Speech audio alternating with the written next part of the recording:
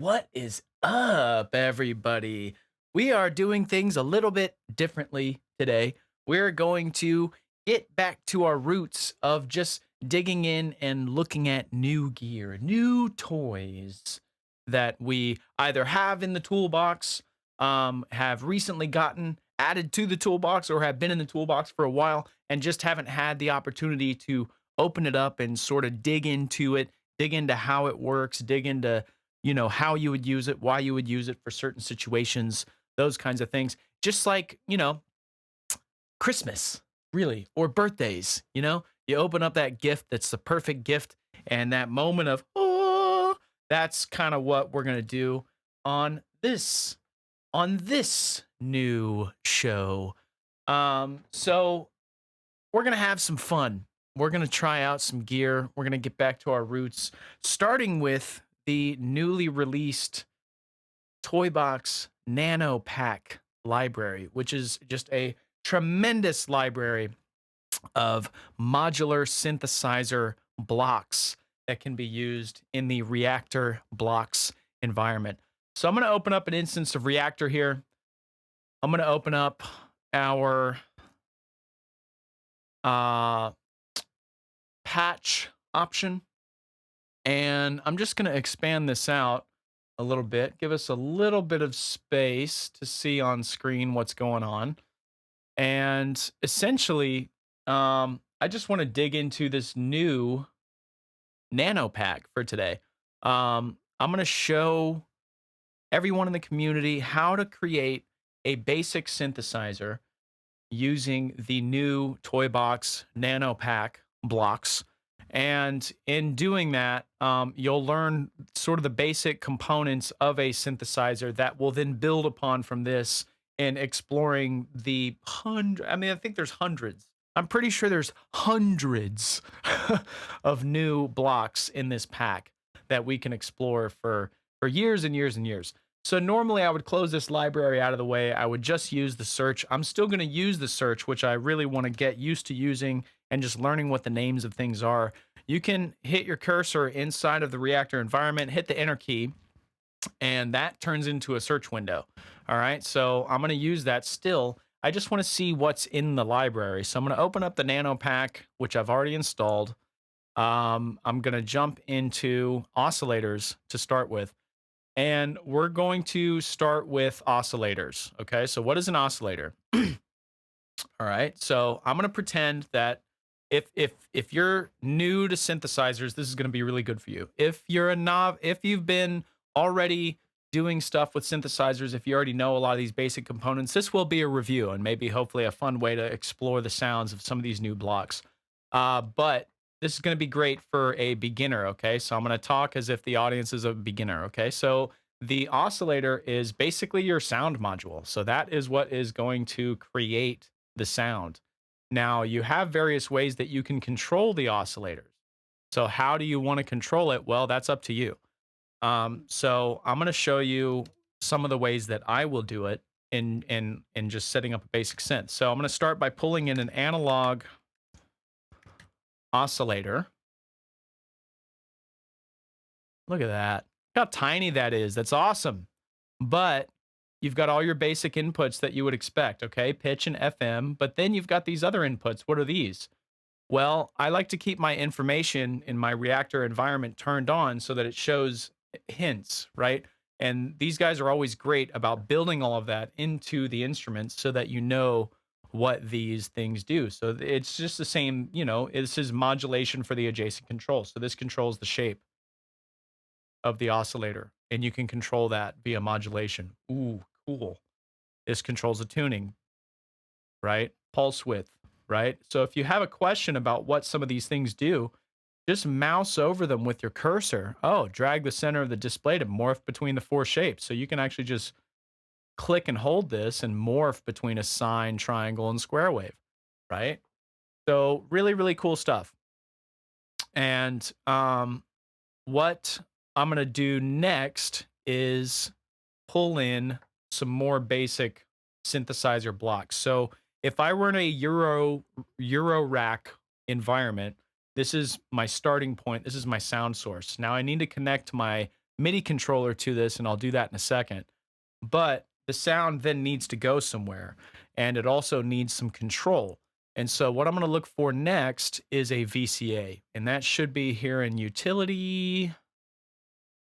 And let's expand that down and output. No, not output, maybe input. Where is that? How about if you don't know exactly what folder this is, like me right now, why don't we just try searching for Nano VCA? Boom. So that's what we're looking for, right? So the Nano Pack VCA.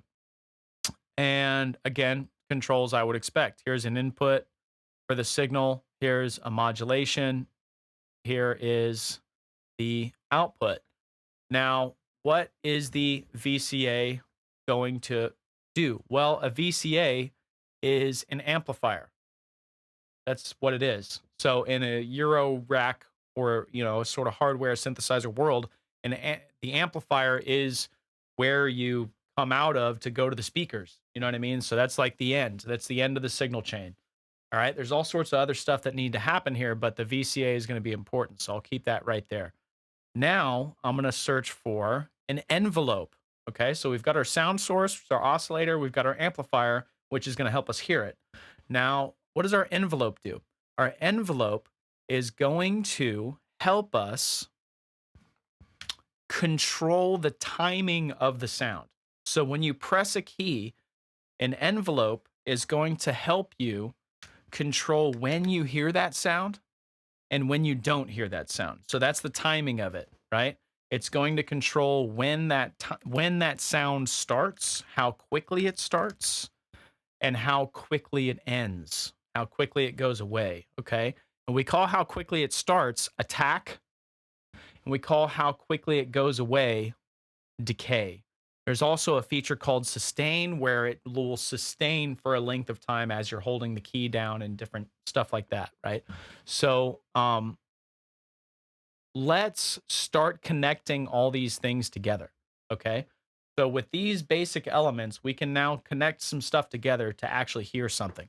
So let's now connect the pitch from my utility note in to the pitch of the analog oscillator. All right. Now I'm going to choose red for my pitch signals. You can do whatever color coding you want. I do this because it's helpful for me because I know exactly what this is controlling. Okay. Now I'm also going to connect the gate of the note in module to the gate of the envelope. All right. And since it's a gate signal, I'm going to color it green. Green for gate, red for pitch. All right. Now, if I start, let me just configure my note in. If I start pressing on my keyboard, then I can see there's a light lighting up here. Okay. Now I can manually trigger the gate anytime I want as well, or the envelope, but I can see that that's lighting up when I touch my keyboard. That's the effect. Ultimately, that's the effect that I want. All right. And I can control the attack, decay, sustain, and release using that. So I'm actually going to control the oscillator with this. That's what this is going to do. So I'm going to put this in front of the oscillator. This is up to you how you want to order this sort of stuff. This is just how I'm making sense of it for myself. So since this is controlling the oscillator, it's actually not controlling the oscillator directly. It's controlling when you hear the signal. So it needs to control the amplifier. So I'm actually going to send the output of this envelope. So I'm going to come out of the output here. That's the signal output, right? Mouse over it. You can understand what it is. And I'm going to go to the modulation input of the VCA. Okay. And since that's modulating the VCA, mod signals, I'm going to color blue. Where's blue? There it is. Right? The red for pitch, green for gate, blue for modulation. Again, use whatever color coding you want. This is your synthesizer, your color coding scheme. But if this is helpful for you, use this too. So you can also hide these wires, which I may do from time to time just to see what the control labels are and whatnot. Okay. So now that this is all connected, and now that I'm controlling the envelope and the VCA with my keyboard, I want to actually hear something. So let's go from the output of the oscillator into the input of the VCA. So now this is an audio signal, okay? This is the audio source, the oscillator. Now I'm connecting it to the amp, okay? So just like a guitar to an amp, right? I'm connecting my audio signal to the amplifier. So I'm gonna color that purple, okay? And out of the VCA, I'm gonna connect this to my utility level stereo. Now, if I've done everything correctly, I ought to be able to see some levels in here.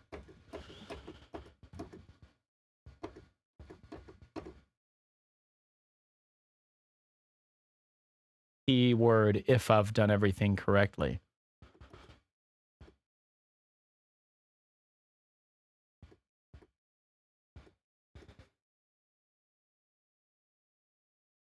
The envelope signal output. So not just the, okay, so that's, I'm going out of the wrong output.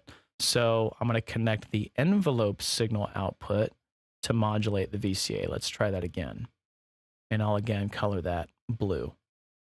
It's easy to make mistakes, guys. It's easy, but just read what you're doing. Sometimes you try stuff and it doesn't work, and just keep going. There we go. So there's our audio signal happening. That makes sense because this is the port where the light is, right? So just, again, mouse over your inputs and outputs, mouse over your controls, make sure you're sort of doing the right stuff. But also just when you make mistakes, just, you know, figure it out, and you can. And it's easy, right? Just, you know, that's how you learn this stuff, is just do it. But here we go. And it's super loud, so I'm going to come down on the volume.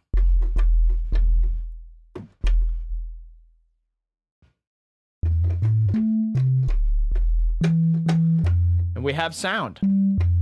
There is our basic synth, right? And so I'm going to hide some of these ports, and we just have these 3 modules happening right now. We just have the MIDI note in, and I'll go ahead and remove these just to keep our synth nice and simple. We have our MIDI note in controlling our envelope, which is controlling our amplifier, and we have our oscillator connected to our amplifier. That's it. 3 modules, basic synthesizer happening. Now, what if we want to modulate something in the sound of this and make it a bit more interesting? That's when we would look at adding a filter. That's when we would look at adding some effects at the output stage to make it sound interesting. I'll also note that we've got a really awesome sounding synthesizer. And we are barely 4% CPU so far, which is incredible. I think this is going to be a literal playground for me. So really cool stuff. Now we can pull in a filter to continue building our basic synth. So we're going to look for a nano pack filter. And we'll just look at adding a nano ladder filter. All right. And now the filter is going to shape the sound before it gets to the output stage. So it's actually going to shape the sound coming out of the amp. So you can put this before the amp, after the amp. I think a lot of people put this before the amp too. So really, there's no rules with this stuff. You can connect this stuff however you would like, right? There's absolutely no rules. But I'm actually going to do that. I'm going to connect it from the oscillator straight into the filter, and then into the VCA to the output. All right.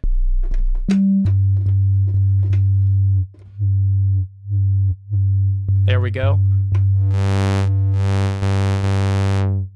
So I changed it to more of a saw, squared off, sort of triangle shape. And now you can really hear what that filter is doing. So there's some additional controls here, shape, which you can change it from a high pass to a low pass to a band pass, which is really cool. Cutoff, resonance.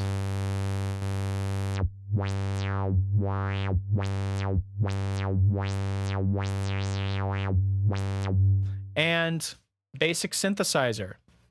Now, another element you also see in a basic synthesizer all the time is some sort of modulation, right?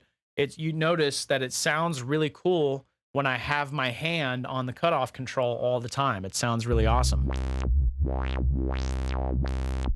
Because then you can get those opening up and closing sounds. The sound of that filter opening up or closing up around the sound is what is really cool about it, right?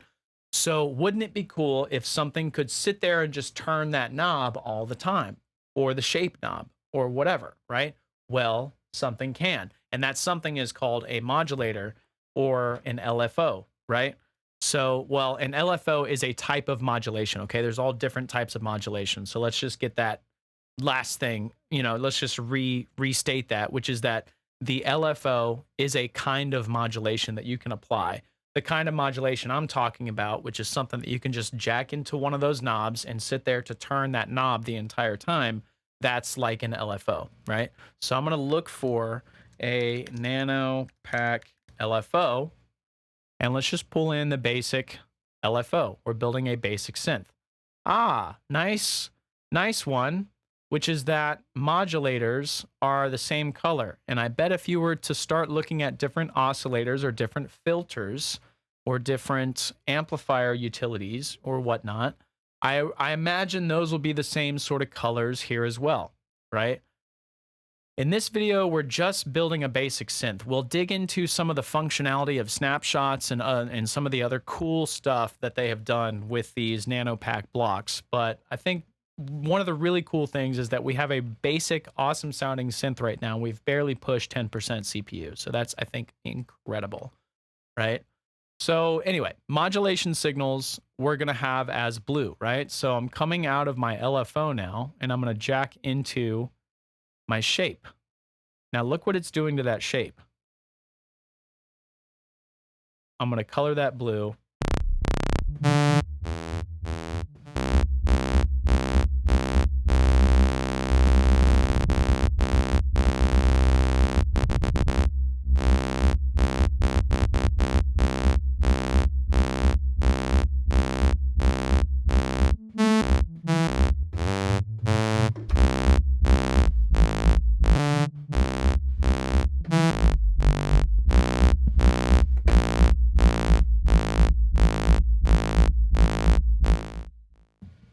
Very cool stuff.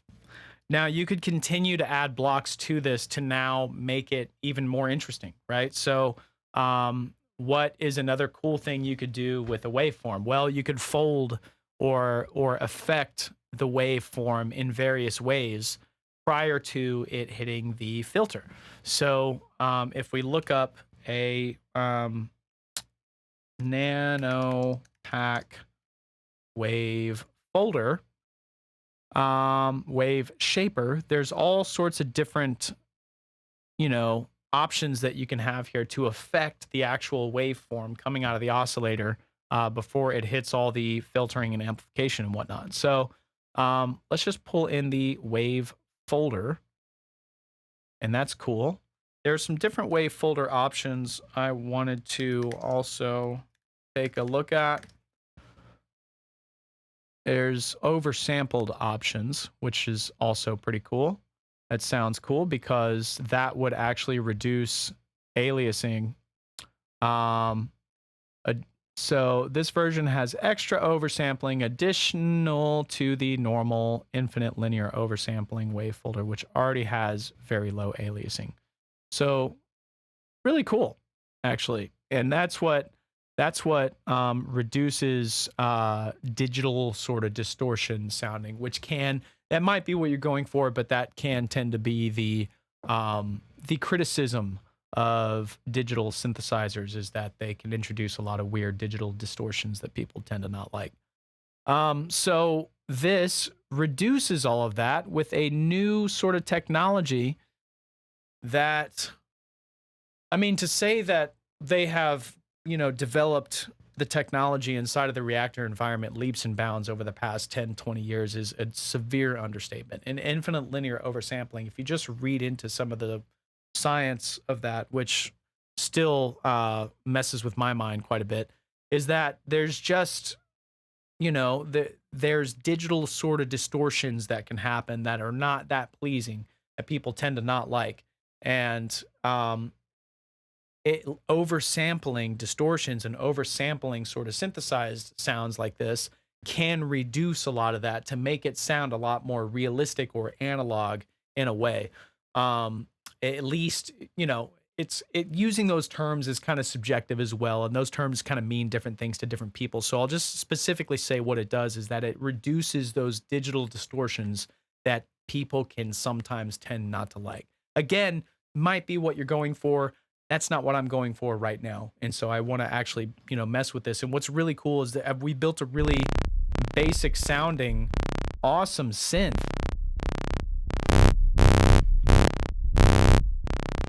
with very, very little,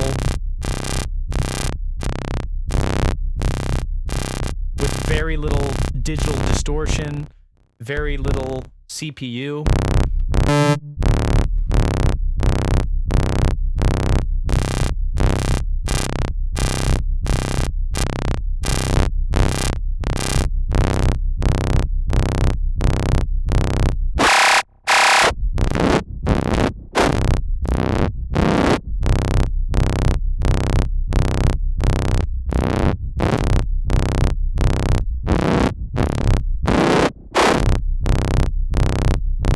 So I'm going to pull in another LFO just because I can, and because just adding and adding and adding and adding stuff, doesn't seem to dramatically affect the the CPU in any way, So I'm not sure what the basic shapes module does. Let's see, 6 LFOs with a variety of shapes. Applies modulation. So, okay, let's just try. Oof.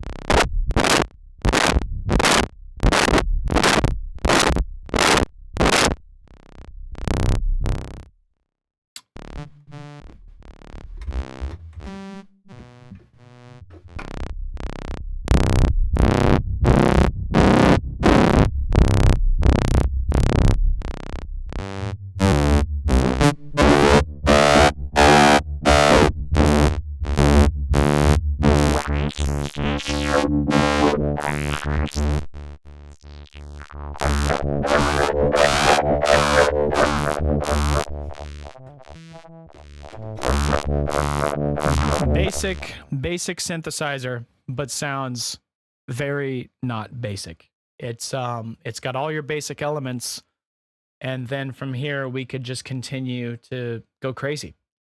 So really, really cool stuff. We've done what we came to do for this fun Friday, for this inaugural fun Friday. We might keep this going, we might not, but again, I thought it would be fun to get back to the roots of the channel and where the channel started, to appreciate all of the people in the community that have just been watching and subscribing and whatnot. I don't ask you guys to do that, and I really think it's cool that you guys are doing that. And feel free to drop a comment, about stuff that you would like to see. If you would like me to dig into a certain reactor block or a certain synthesizer concept or a certain plugin or anything, if I have it in my toolbox, I would love to sit down and explore it, especially knowing that other people would like to explore it as well. I like to learn about how the tools work, because when it comes time to get creative and that spark or that fire happens, just knowing your tools allows you to jump in and work a lot more quickly. And also, just exploring the tools allows you to get inspired and perhaps create something cool in the process. So, in the spirit of that, I hope you guys enjoy your weekend. I hope you have a fun Friday. Until next time.